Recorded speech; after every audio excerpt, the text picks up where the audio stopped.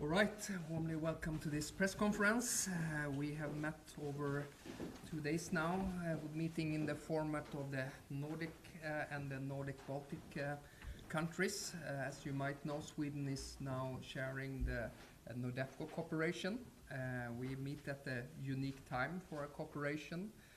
For the first time ever, all the Baltic countries and all the Nordic countries are going to be having the same kind of security arrangements, both in peace, in crisis, and in wartime. Due to, of course, to Finland having joined NATO on the 4th of April and Sweden being on the verge of joining NATO, which is going to create even better conditions for us to cooperate. We can take note of the fact that we share many interests and many values, and we have a unity of purpose when it comes to supporting Ukraine. We had good discussions about our unwavering support for Ukraine and also how we can collaborate in order to intensify and support the Ukrainians even further.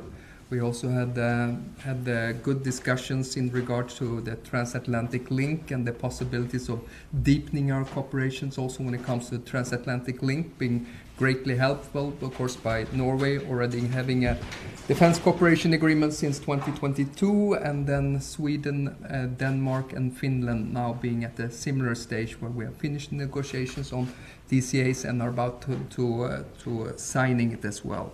We also had discussions in regard to the protection of critical infrastructure, especially under the water. That's of course an issue that we've been collaborating and discussing recently as well, due to the events that happened both with Nord Stream and the incident in regard to the cables and the gas pipelines as well.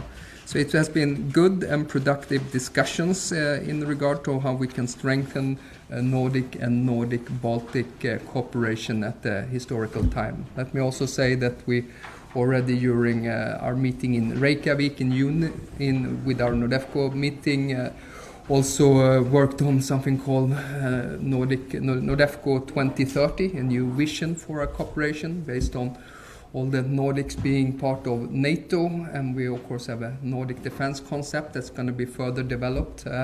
In March next year, of course, we're going to have a Nordic Resolve, which is going to be a big exercise where we can also test our deepened Nordic defense cooperation. All being done to support and complement the work that's being done inside NATO. So good and productive days here in Stockholm in the Nordic and Nordic-Baltic format at the historic junction for our security and our common endeavor. So please, anyone? Yes, thank you to the Minister and thank you to Sweden as well for hospitality. I think as the Minister already said, so we had I would say excellent, open and productive discussions on what we can do together among like-minded community, among like-minded allies. Of course, security of our nations, defense of our nations is a top priority. And here we can do many things, of course, within NATO, strengthening transatlantic links, implementing regional planning as well. But same time, there are still activities what we can do also on a regional level among ourselves.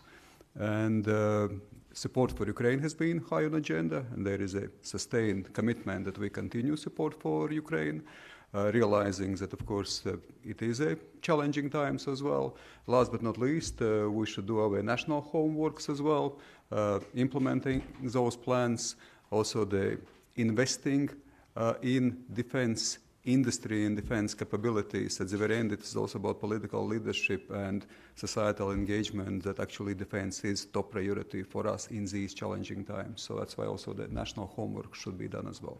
Thank you. Yeah, well, it's good to be here, dear friend, and it's good to be always in Sweden and in Stockholm. So first of all, just a couple of additional remarks. Paul already mentioned the cable and gas pipeline incident. I gave an overview to our colleagues, and yes, the investigation is still ongoing. We have joint investigation team together with Finland, and for sure we can say that all these incidents are linked. We have mapped and filmed the seabed.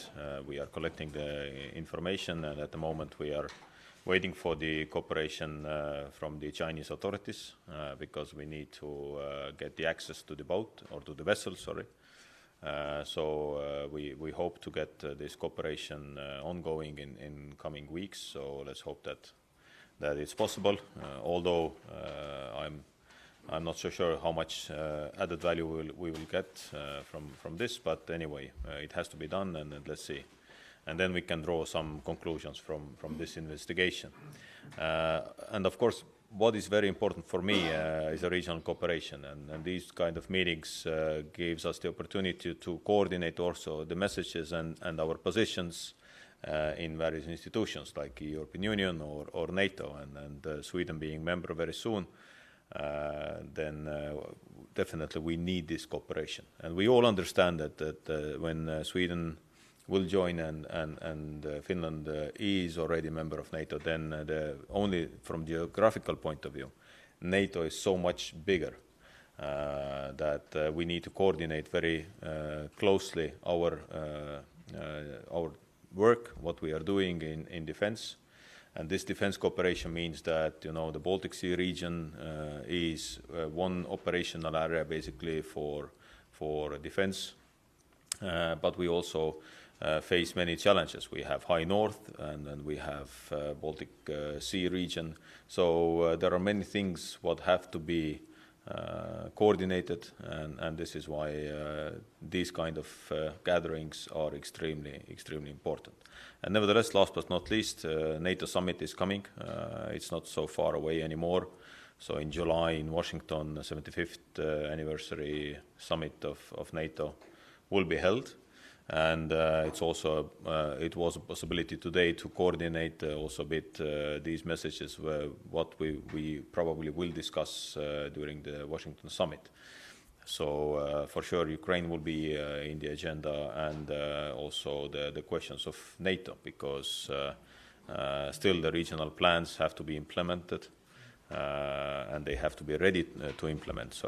Because I hope that we never have to actually implement these regional plans. But nevertheless, the message of deterrence and the future of NATO, these are the topics which will be probably in the agenda of the NATO summit. So, but many other topics we discussed today. I'm very happy that Paul hosted us, and this cooperation we have is very, very good. Thank you.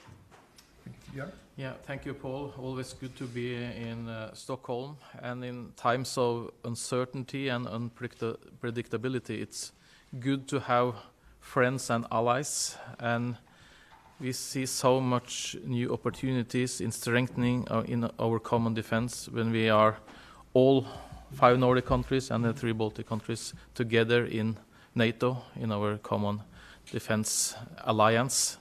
When it comes to planning, to how we operate, how we procure, how we exercise together. And as Paul mentioned, we have this Nordic response exercise coming up in Mars. Will be an important exercise in how we reinforce our region and how we operate across the borders in our region. So we see a lot of opportunities, and also, as mentioned, we are discussing how we continue our common effort to support Ukraine in the long term as well. Yes, finally, let me just say that, of course, Lithuania, Finland, Denmark, and Iceland was also represented at the meeting, but some representatives have to go back earlier, and some of the ministers also had domestic political handlings to do in their national parliament as well. So then you know why not all of us are represented here in the press briefing. But Johan, I think we'll be glad to take a few questions. All right, then we'll open up for questions. Oh, there, thank you. So, in which ways need the countries here to develop the ways to cooperate when it comes to countering hybrid operations? Well, that was actually some of the things that we're discussing quite explicitly during today's briefing, both in regards to the importance to protect critical infrastructure on the seabed, but also in regards to militarization when it comes also to migration. And I think one of the conclusions we draw is that this is very important to coordinate domestically your interagency cooperation between, there's a lot of agencies involved. We also state that this is matter also that you need to show, you have to make sure that you know what kind of legal framework you're operating.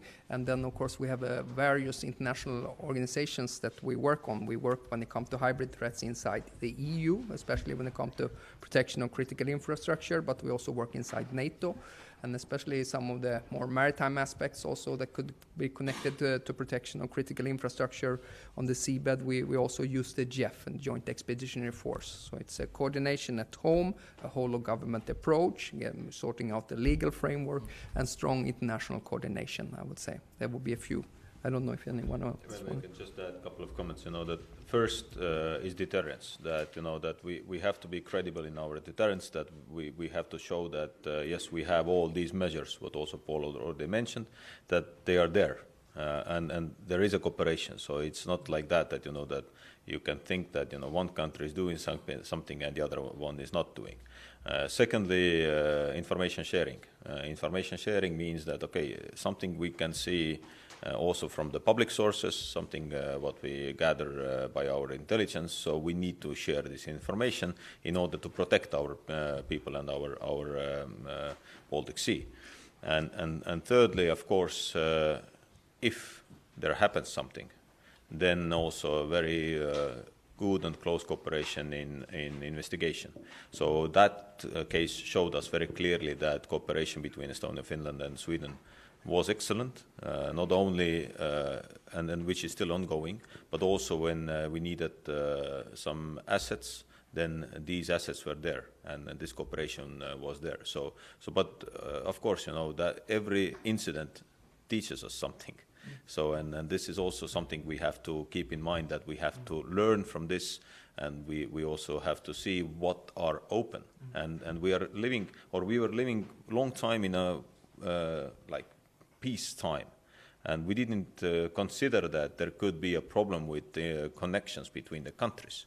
Today we see that, and then you just imagine what happens when the cables between Norway and UK, or from the Europe to United States, these connections will be somehow manipulated. So then we can see huge impact to our economies, and this is why the critical infrastructure is on so high topic also inside of NATO as an alliance. Yes, if I can just shortly add, absolutely what we see, what we experience, it is a hybrid activities, if not a hybrid warfare, basically by our neighbor. And we see in several domains, of course, incidents against critical infrastructure, cyber attacks, and also weaponization of illegal migration. So that way it also shows that once we develop our own defense capabilities, it is actually, I would say, 360% degree of, let's say, defense capabilities. It's not just about conventional ones, but we should exactly be ready to protect different segments of our societal and economic life.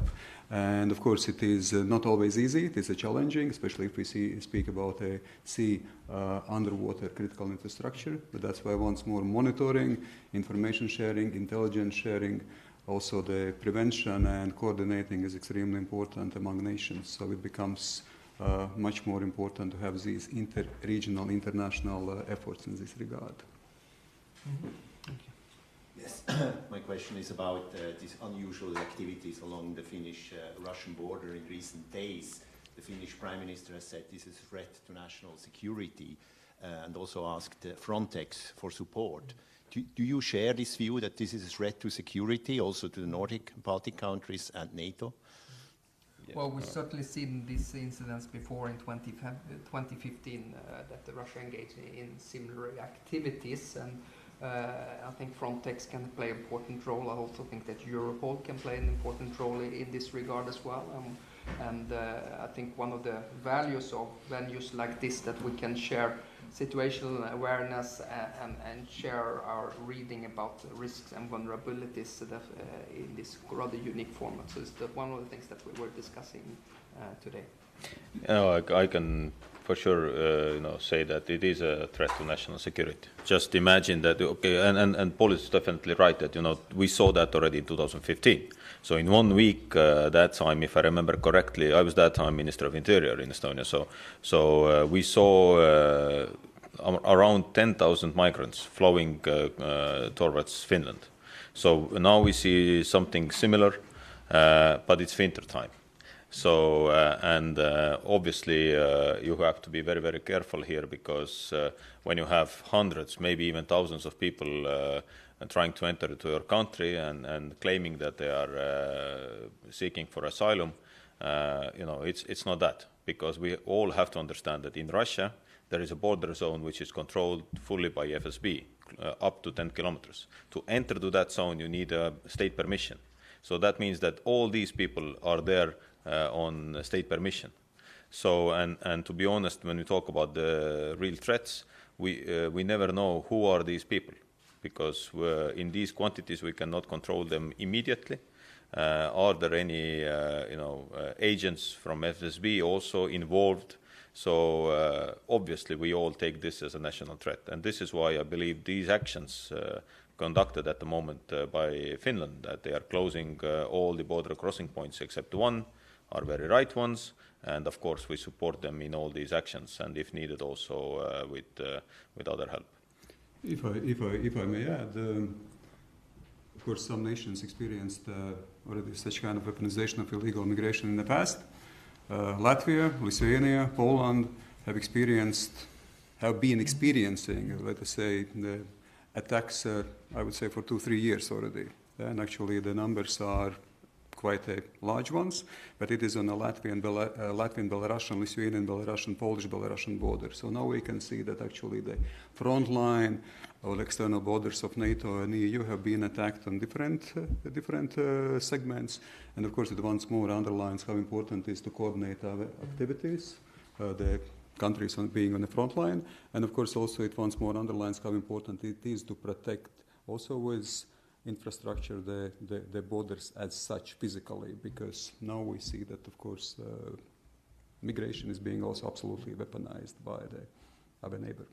I forgot very small comment before Björn can say about the bicycles also on the Norwegian border many years back, but weaponization of the information. So what we see at the moment and what we saw yesterday, that Russia is already putting some cameras close to the border crossing points, and they are using this also as an information warfare. So and this is why your job is extremely important, to explain to our population how they are conducting this kind of hybrid warfare. Because once again, this is not normal behavior that you have Somalis or Yemenis up in north in Finland seeking for asylum. So we all understand that. Yeah, I would just add that I think it's very useful to share information about the border situation. We also have a border with Russia, and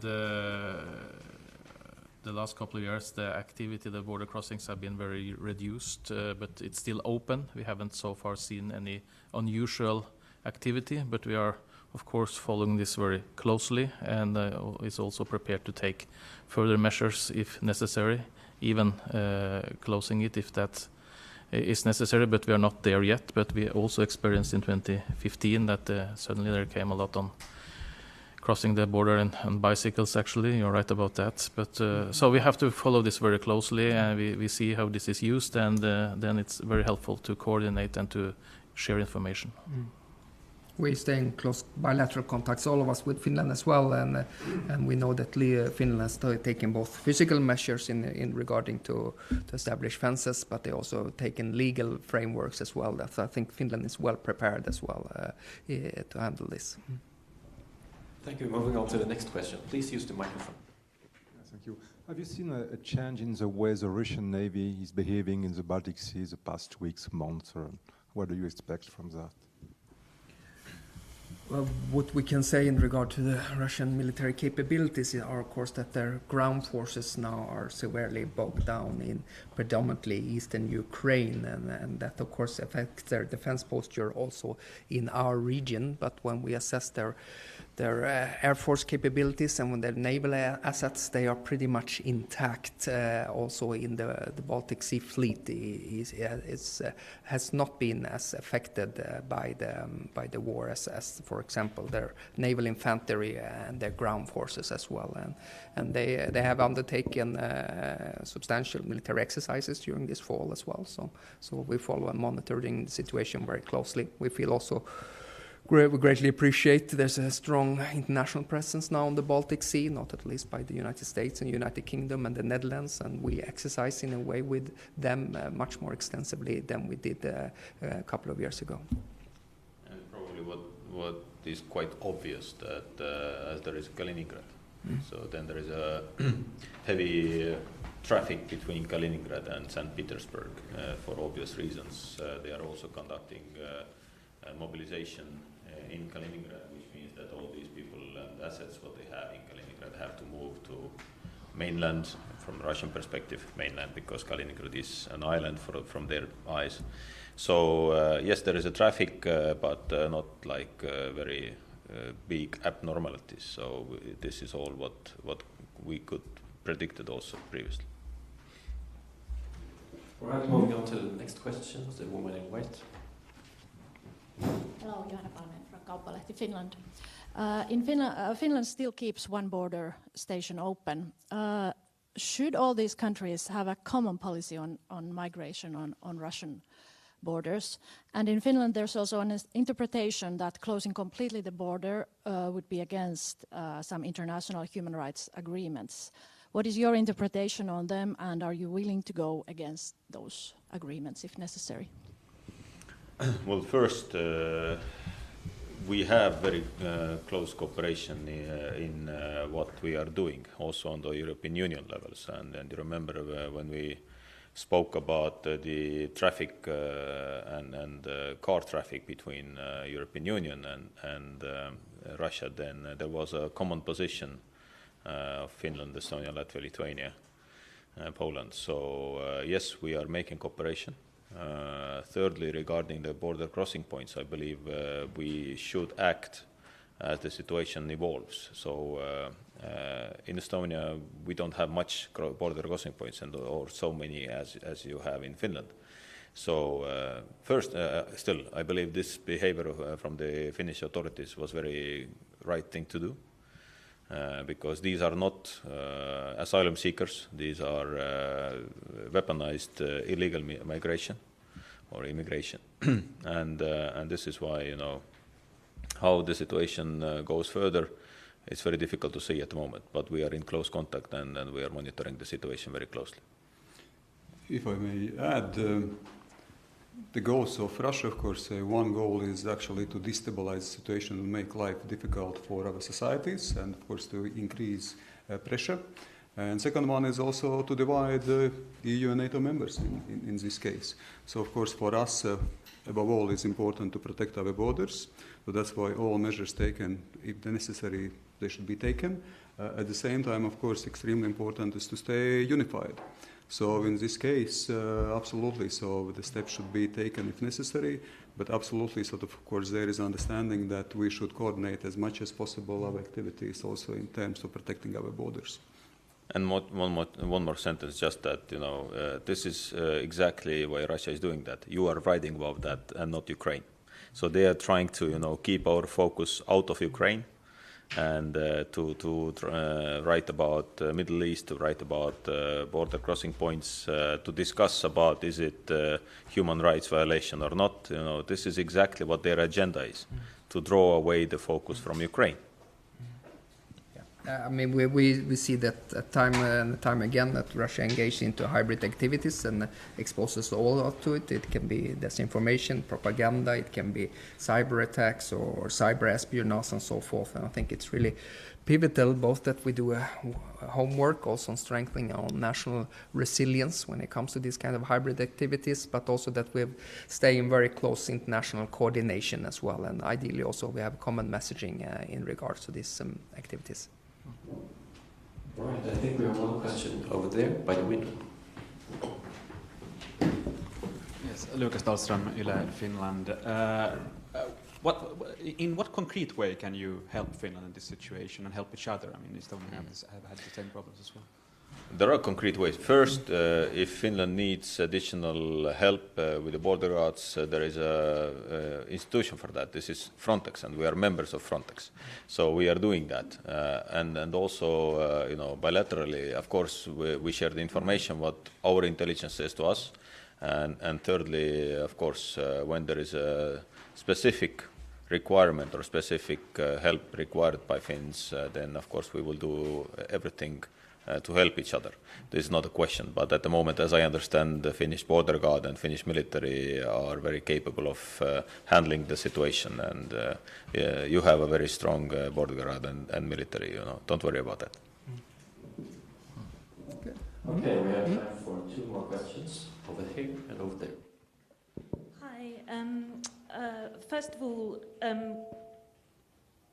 when it comes to the Finnish border and the Estonian border and Russia, how involved is Russia, do you believe, in the entire process of helping migrants or asylum seekers get to the border, first of all? And then secondly, when it comes to NATO, obviously you're making all these plans expecting Sweden to be part of NATO, but then today Turkey have said to NATO they're not going to be ratifying Sweden in time for the next foreign ministers meeting. How do you respond to that?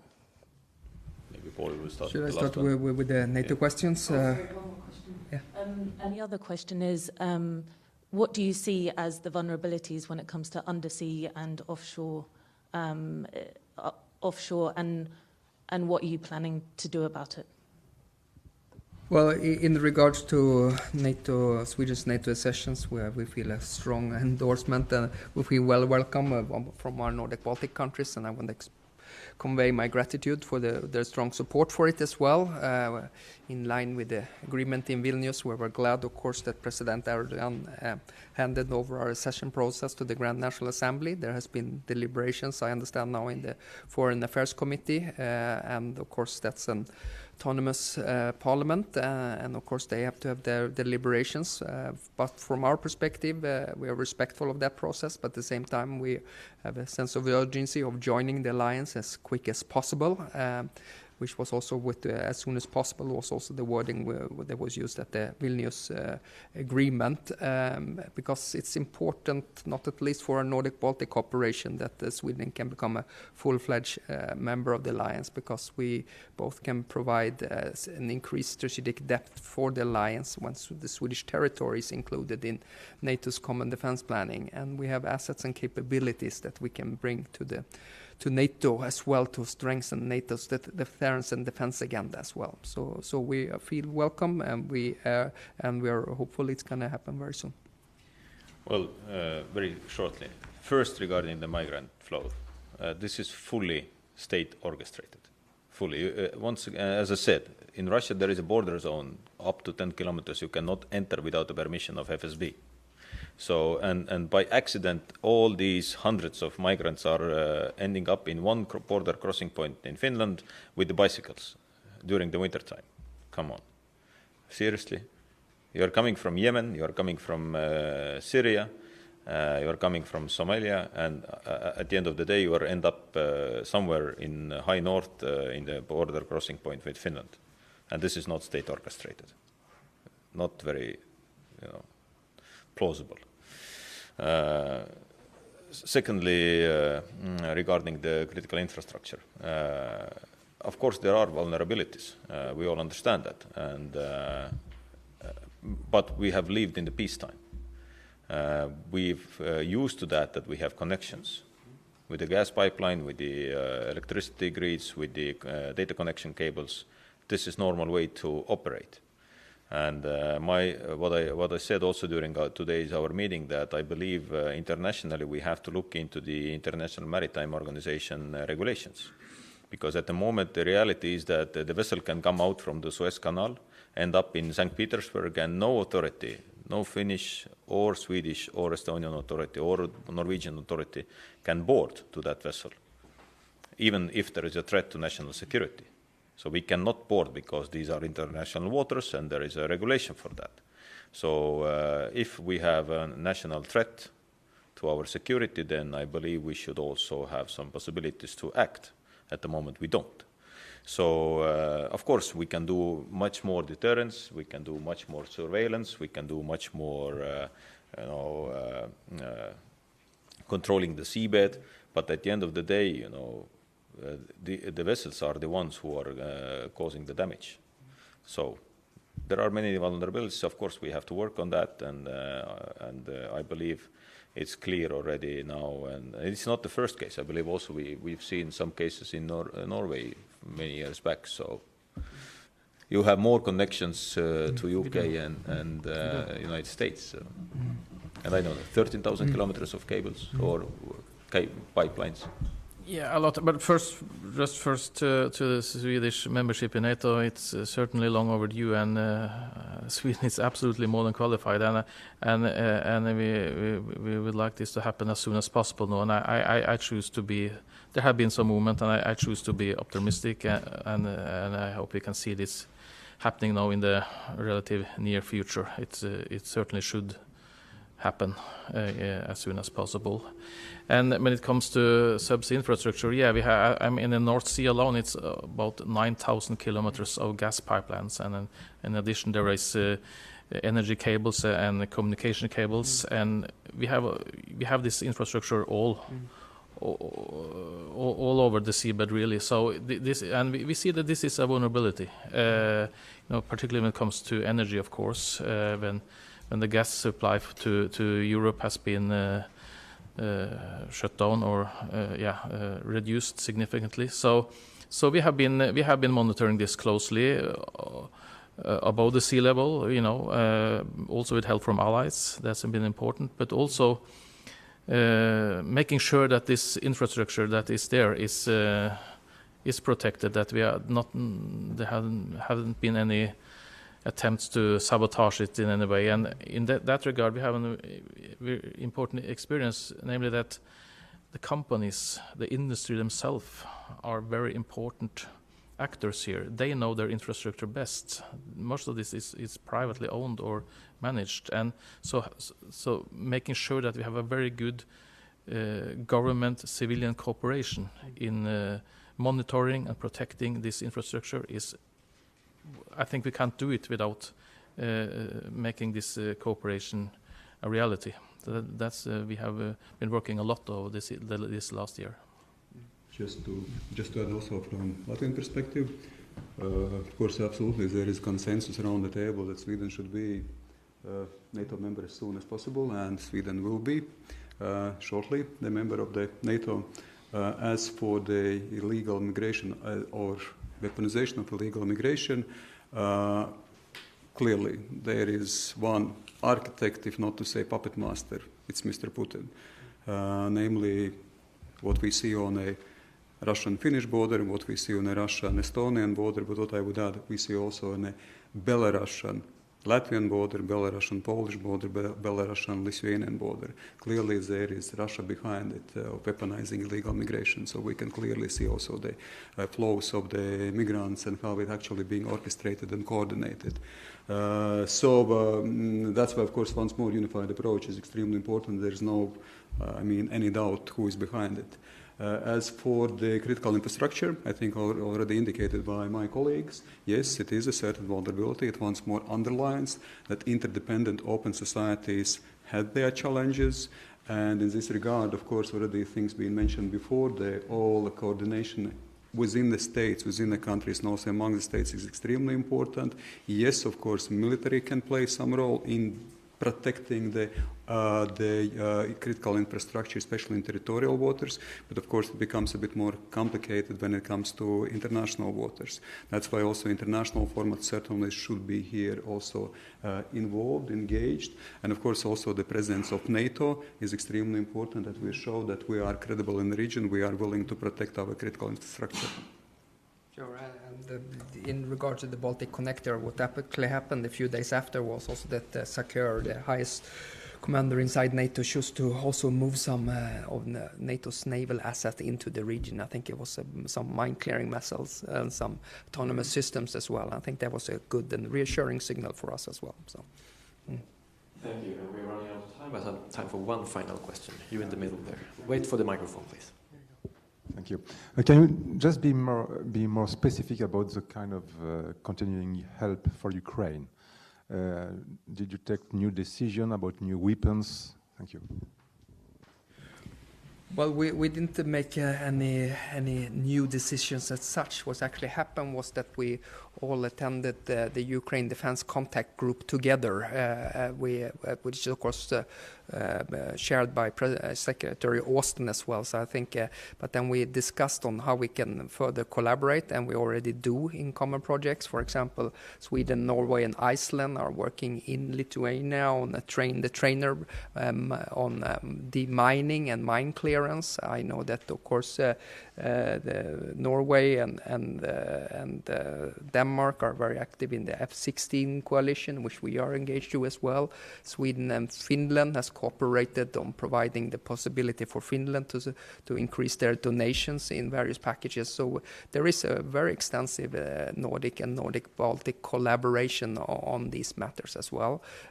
Now I think that our support for Ukraine is further evolving and developing due to the increased need, of course, of the Ukrainians as well. In the beginning of the war, we sent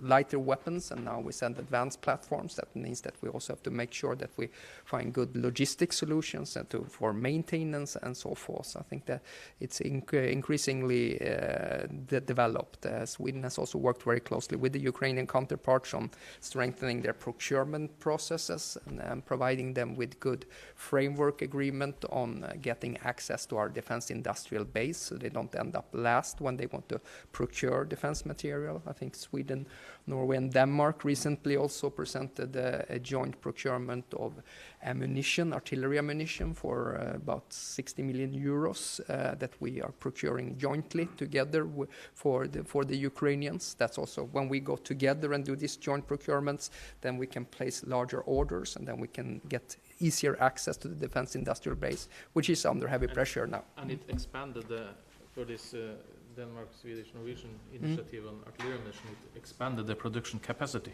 So now we have it. We can donate and do even more in the future. Yeah, if I may, absolutely. I think there was a strong consensus among the table that, of course, we should continuously support Ukraine, that it is a sustained effort. Ukraine is fighting our war. Ukraine is fighting the war for rules-based order, so that's why, of course, for us, as I would say, small and medium-sized nations, it's extremely important to support Ukraine. I think there is absolutely consensus among the partners. And of course, if you look specifically to the segments, what we can do, yes, it's about continuous support on providing nations of hardware. We realize that it's also connected and related to increasing and expanding military industry also in Europe, that we should also increase our capabilities to defend ourselves, to deter the aggressors, but at the same time, of course, continuously support Ukraine. Then it's also about training. Yes, there is European mission, but not only, so bilateral and multilateral formats, and training is extremely important. Yes, of course, it also evolves to train the trainers and to train already specific segments. But anyway, so of course, training as such is extremely important, and we have commitment to continue.